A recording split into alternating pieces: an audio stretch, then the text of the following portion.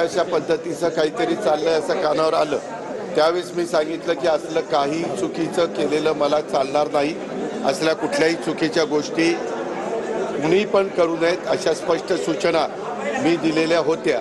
परंतु त्याच्यानंतर परत काय झालं ते काही मला माहिती नाही.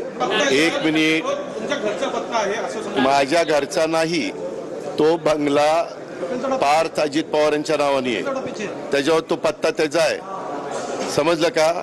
मी त्याची सगळी माहिती इथं घेतो कारण मी ज्यावेळेस बोलणार आहे मला आतापर्यंत माहिती नाही.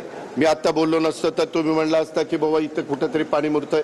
तुम्हाला सगळ्यांना माझा स्वभाव माहिती आहे, मी कधीही चुकीच्या कामाचं समर्थन केलं नाही. जर चूक झाली तर मी कबूल करतो, ही माझ्याकडनं चूक झाली, मी ती दुरुस्त करतो.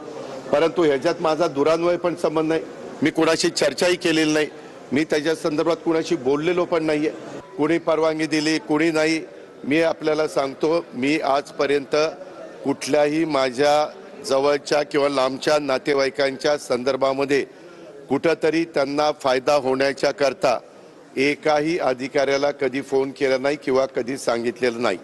उलट मी या निमित्तानं महाराष्ट्रातल्या जनतेला नाही परंतु उपमुख्यमंत्री म्हणून अधिकारी वर्गांना कर्मचाऱ्यांना सगळ्यांना सांगेन की जर माझ्या नावाचा वापर करून कुणी चुकीचं करत असेल किंवा त्याच्यामध्ये नियमात न बसणारं करत असेल तर त्याला कुठलाही माझा पाठिंबा नसेल.